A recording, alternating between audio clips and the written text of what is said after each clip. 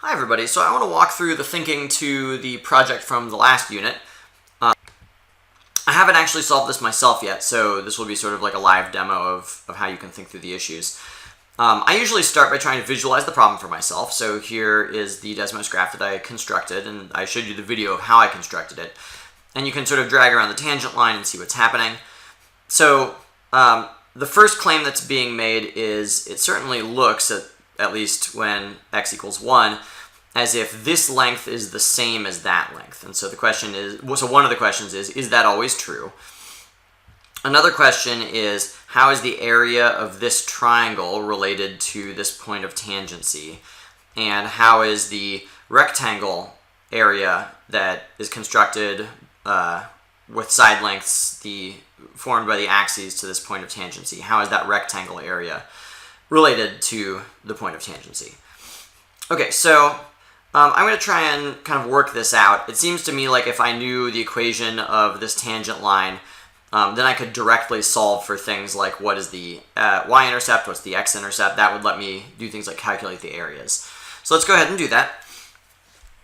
I'm going to sketch the situation. So I'm looking at an arbitrary point of tangency, C. And I don't want to look at x equals 1 because that situation is symmetric. We already know that. And so I don't want to derive a general result from a special situation. Like I know that x equals 1 is special, and I don't want to be misled into thinking that things that occur in that situation would always occur no matter where the tangent line was.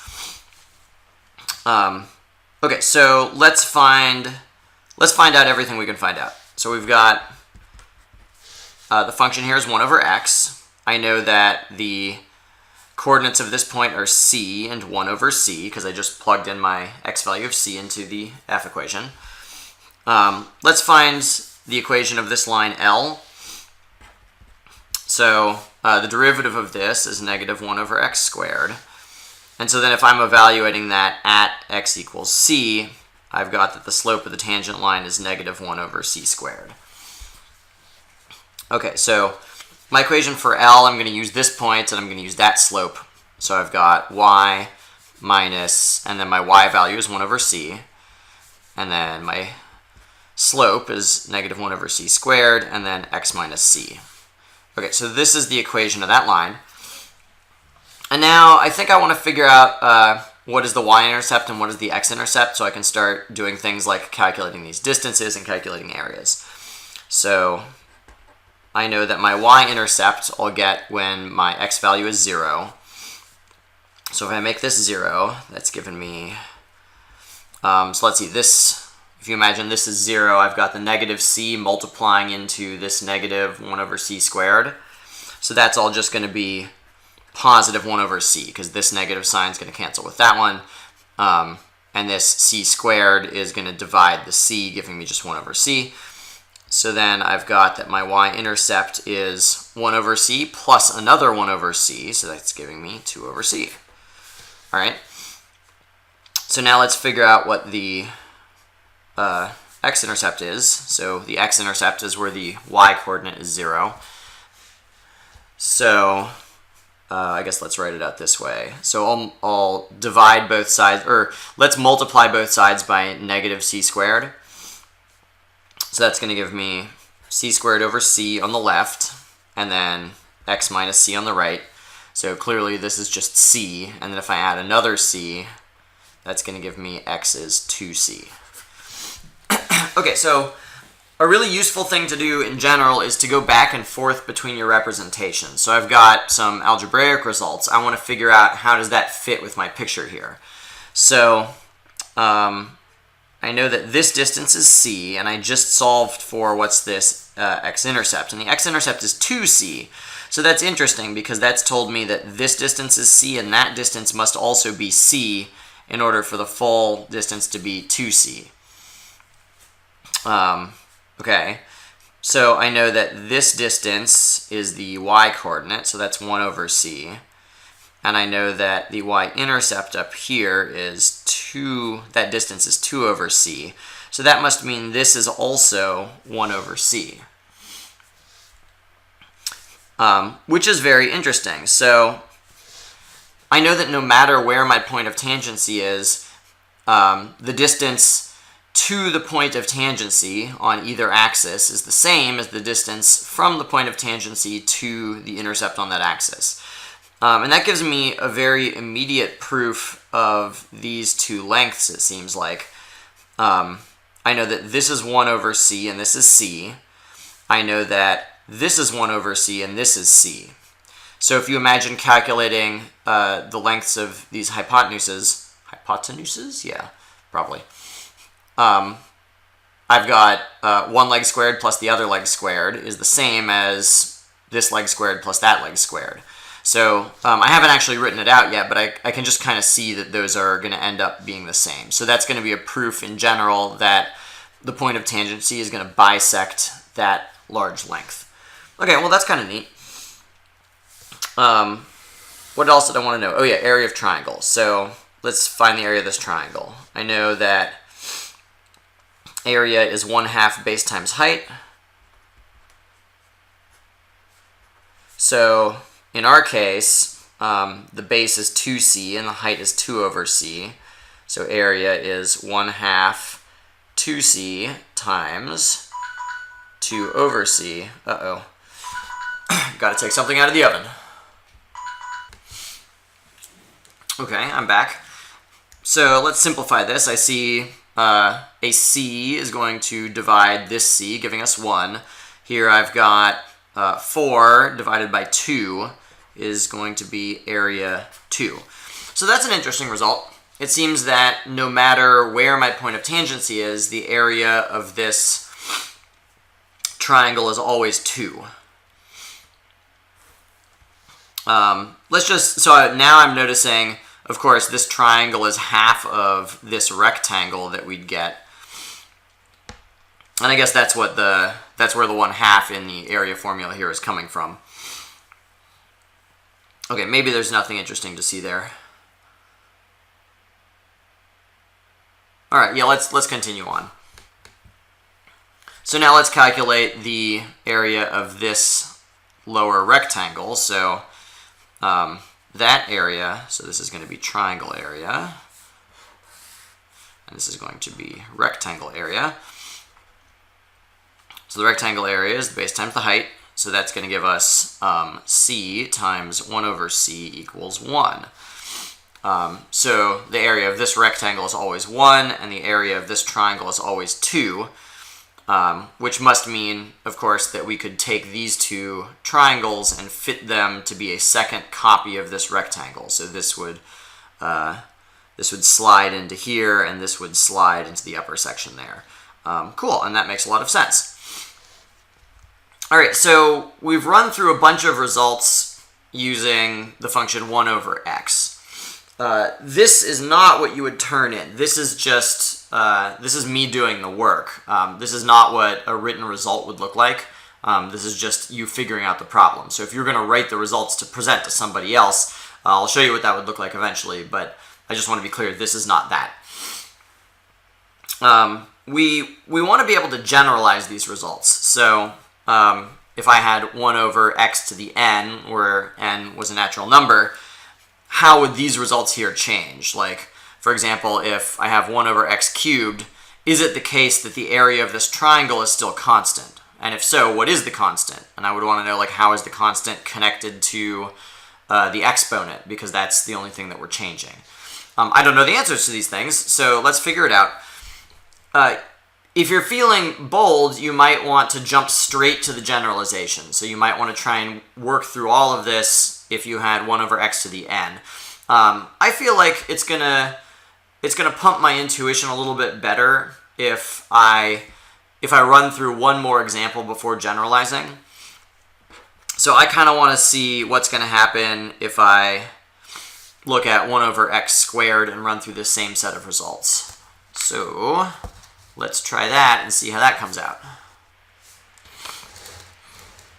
The reason why is because we don't want to just get some answers in the end. We don't want to just be able to kind of calculate what are the intercepts. We want to have an understanding of where they're coming from. And I think seeing a pattern of concrete examples is going to is going to make you understand where the results are coming from a lot better, potentially, than just jumping straight to the generalization.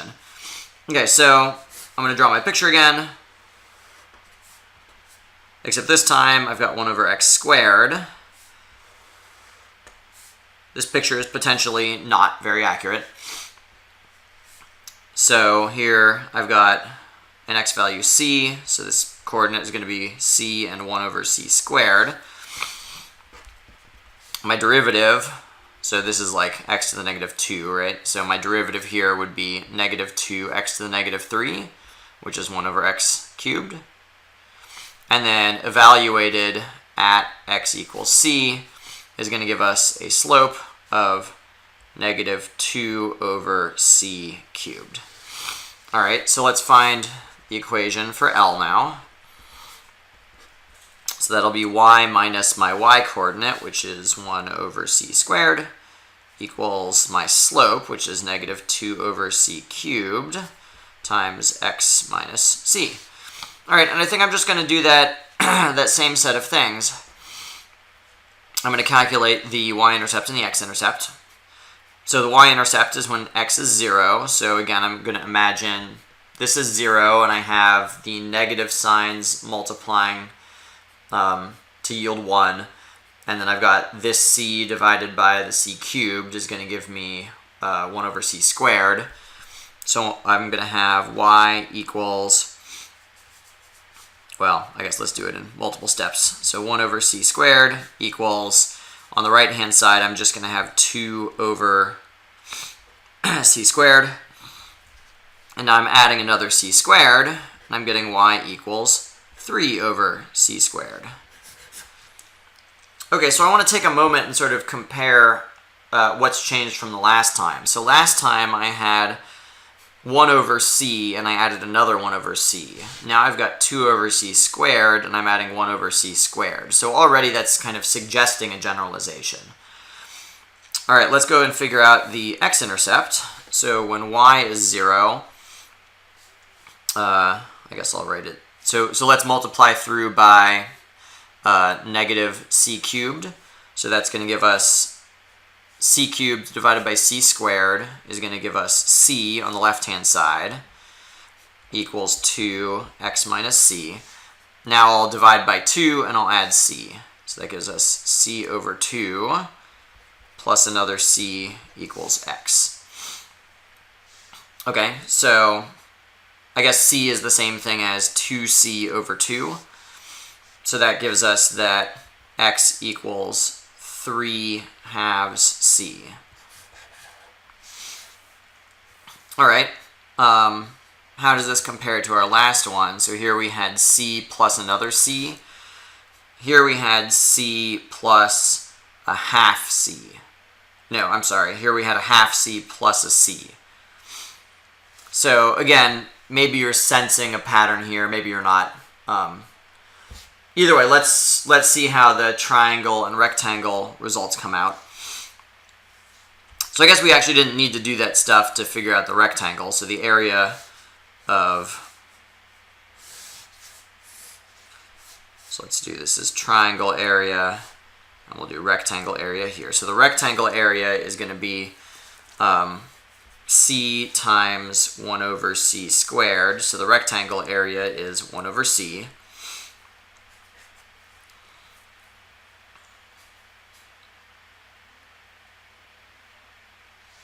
And so last time, so already that's different. So last time the rectangle area was constant, and this time it's not.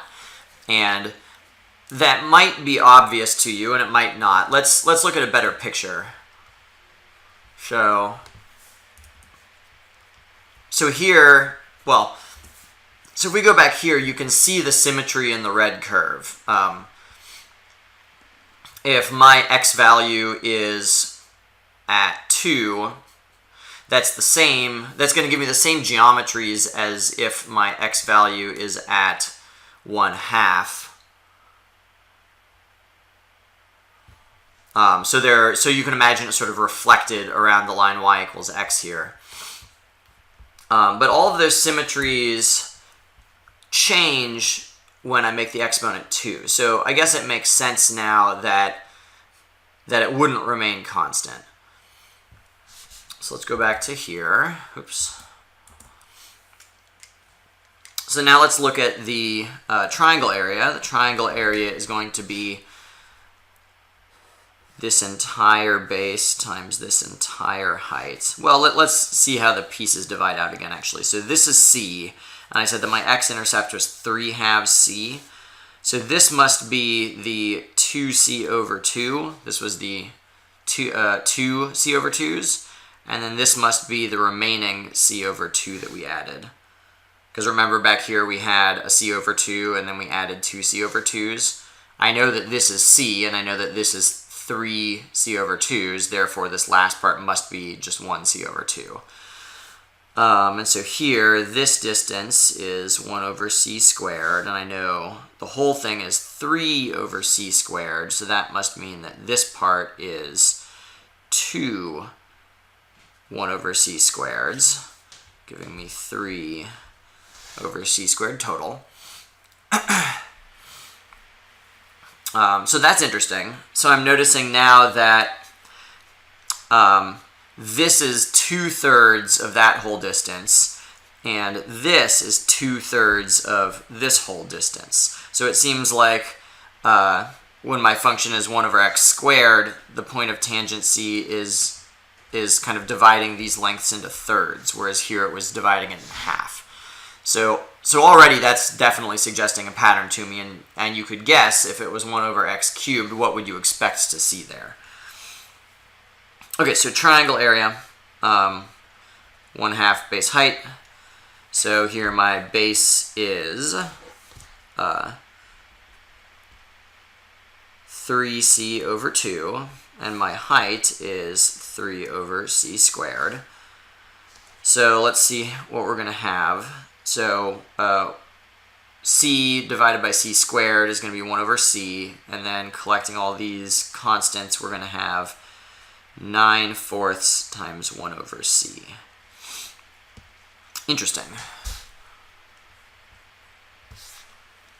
So what I'm noticing is that in the first example, the area of the triangle and the rectangle were constant, so therefore the ratio of the areas is constant. Here, the areas aren't constant, but the ratio still is constant. So the ratio of, for example, triangle area over rectangle area is going to be this divided by that, and so the 1 over C divided by 1 over C is going to give us 1, so the ratio is just 9/4. So if you're thinking about generalizing, you would really want to know how is this constant ratio connected to this exponent of 2. What was the ratio over here? So the area of the triangle to the area of the... All right, so here the ratio over rectangle area is just 2. So when the exponent was 1, I went to a ratio of 2. When the exponent is 2, I'm going to a ratio of 9/4.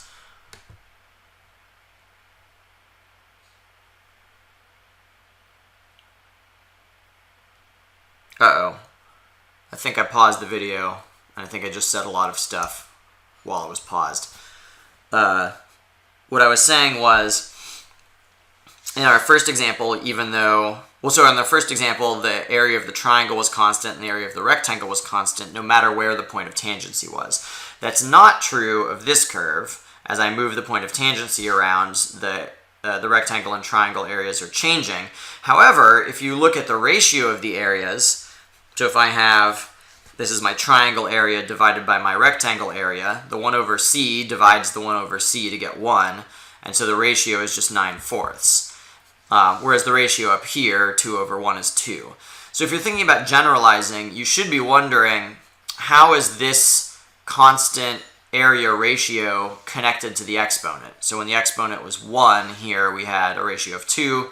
Now that the exponent is 2, or possibly -2, depending on how you want to think about it, we've got a ratio of 9/4. Okay, so let's see if we can do that same story yet again, only this time it'll be fully general. So I know that this looks like the symmetric 1 over x curve, but in fact this is going to be 1 over n, with n being a member of the positive integers, which is the natural numbers. Oh, what did I say? Actually, maybe we don't want to. Maybe when we want n to be a rational number, so that way we can look at like x to the 1/2 in addition to 1 over x squared. So let's remove this requirement. Let's say n is a member of the rationals. Okay. What was I going to do? So the same story all over again. So here's my line L. This is C. My coordinates are C and 1 over C to the n. So that means this is 1 over C to the n. Oh. All right, I'm back. Right, so we've got our f function is 1 over x to the n, which is the same thing as x to the negative n,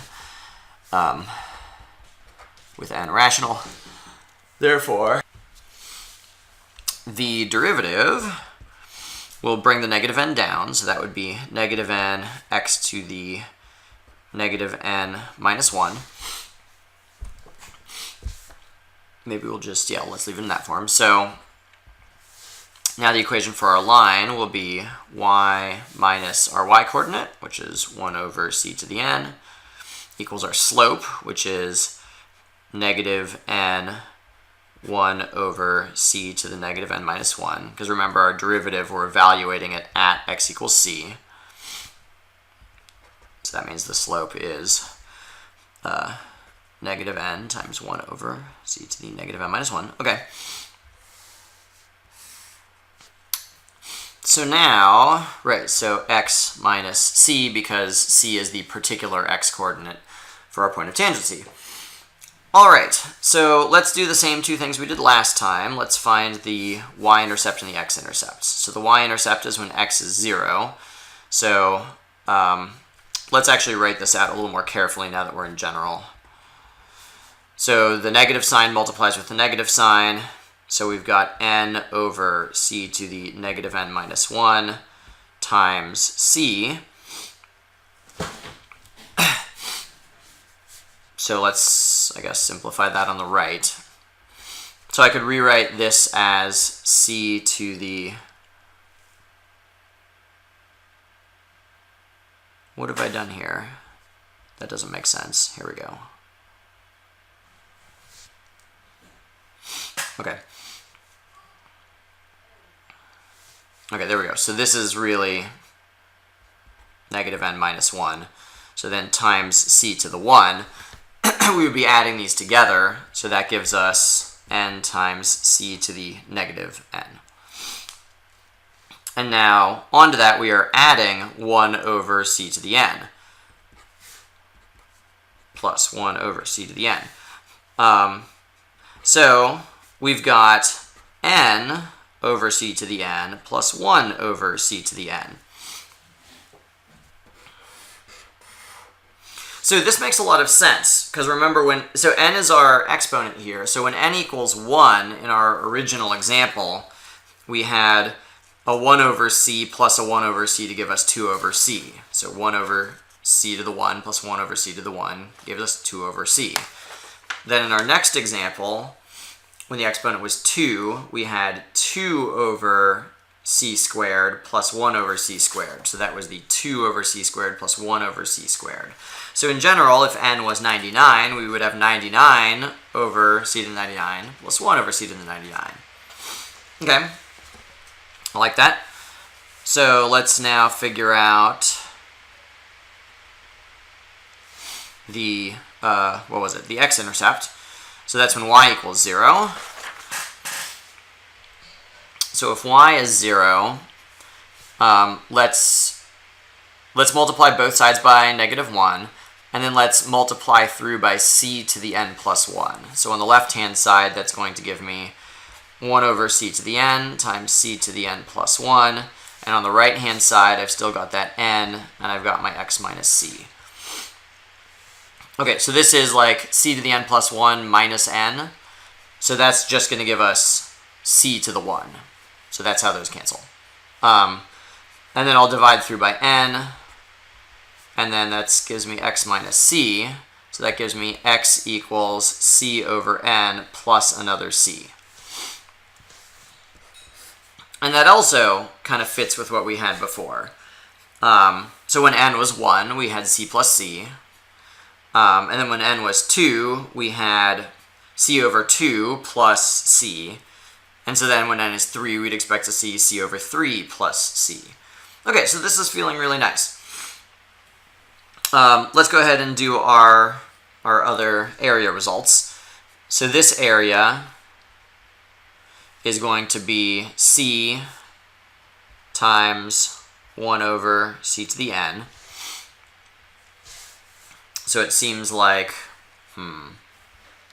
let's do this. So it seems like the rectangle area, triangle area, rectangle area.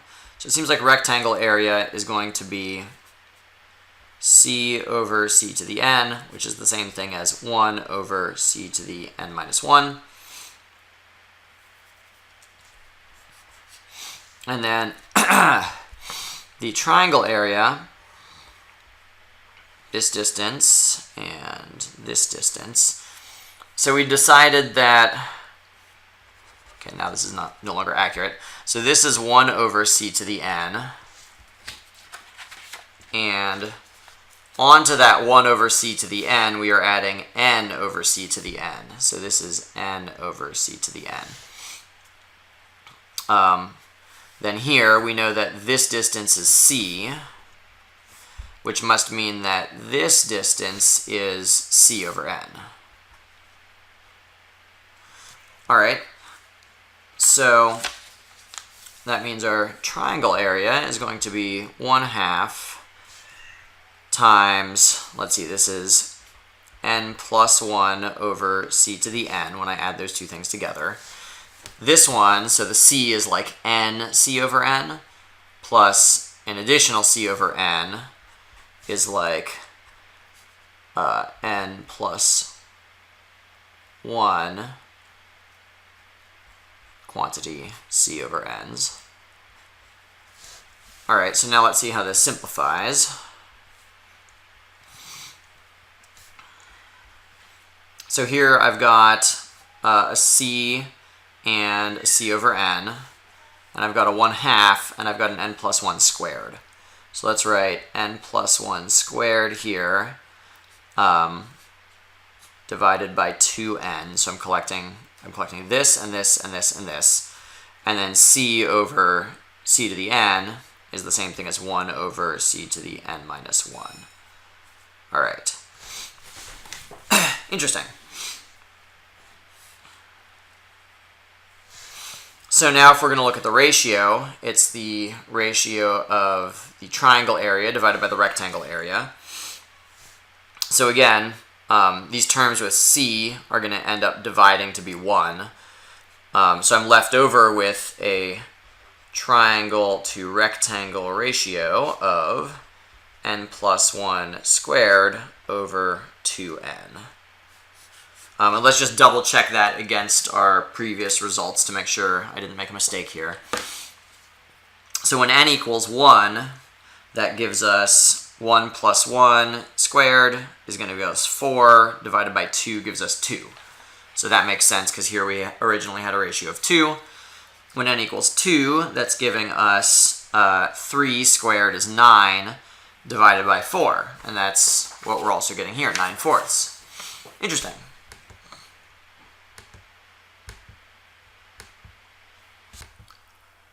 Well, maybe I'm going to call it here for the moment. I think there is some other stuff that you could probably do, but I think this captures a lot of what I had in mind for the project.